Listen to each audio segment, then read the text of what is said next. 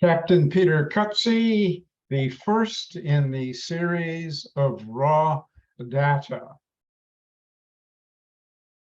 Since the inception of new technology, 1985 with the 767, which I was part of at that time, there has been a tendency to relax accepting the computed data as correct.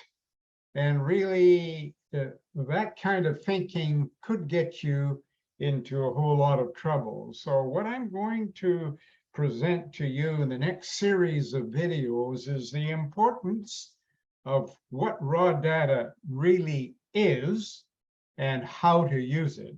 We're working in the Kabul area, and we'll have a look at a PowerPoint first.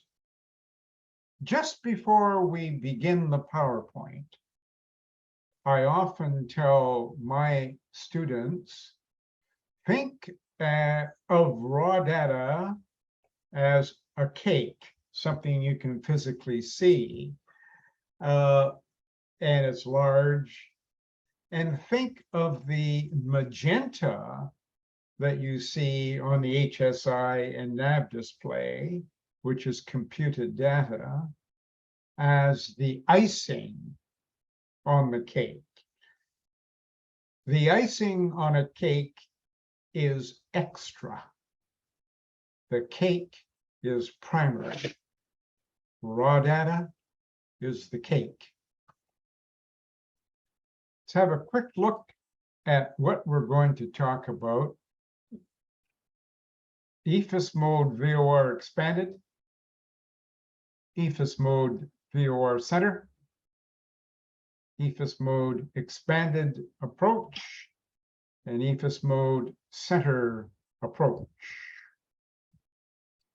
We'll look at them one by one. This is the VOR expanded mode.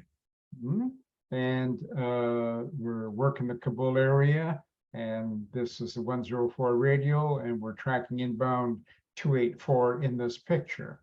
We actually get that information on our EFIS panel by making the VOR selection. This is the same mode, but a different presentation in VOR center. So we're still in VOR mode, but we've made a center selection on the EFIS panel by pushing center, and we get this presentation.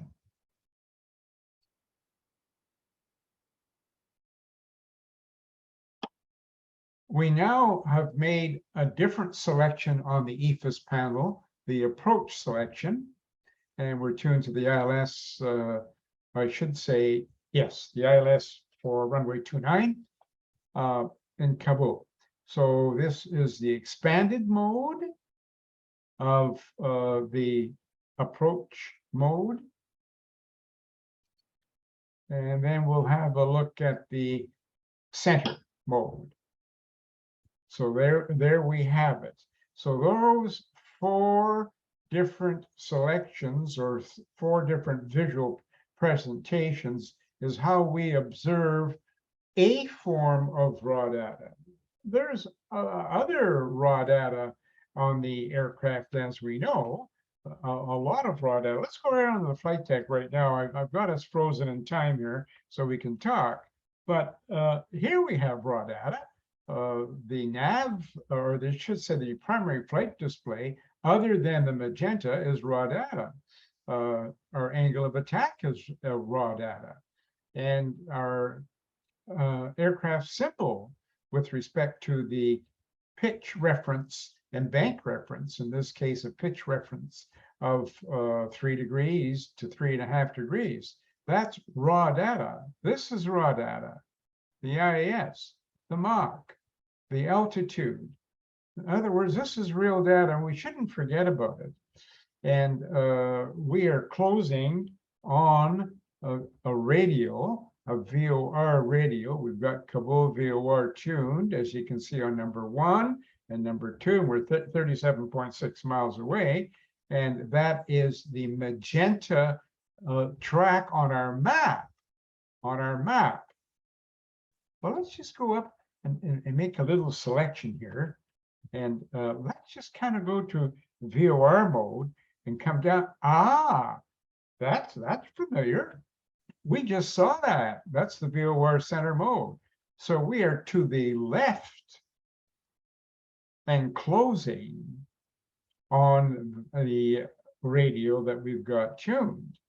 And the inbound course is 282, so it's the 102 radio. All right.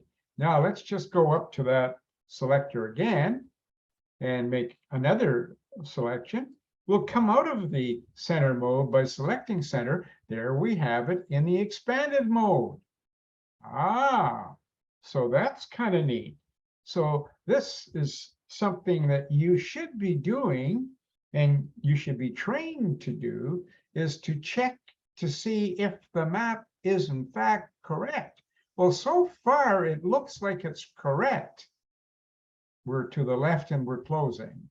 So these are the things that we want to be concerned about when we talk about raw data.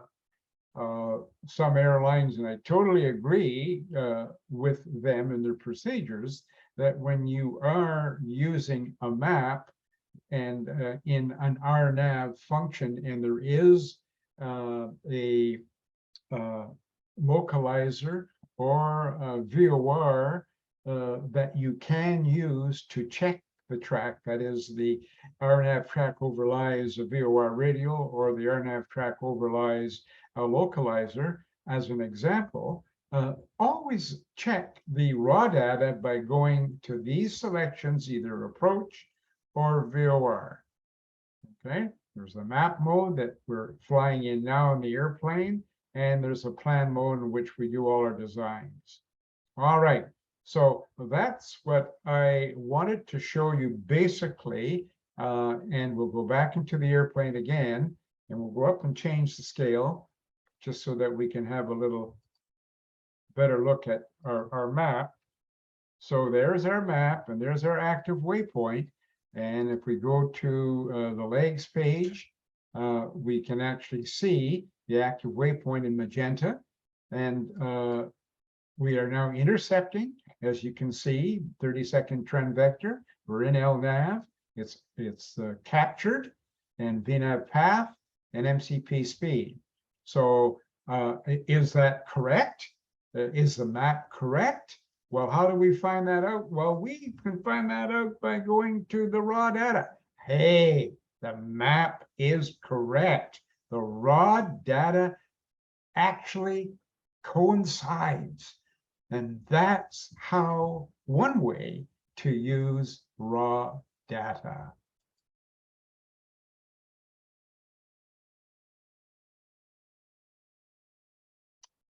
Okay. Now we're in the back in the map mode, and we put our heading to coincide with the track. This will end part 1 of raw data. See you in part 2.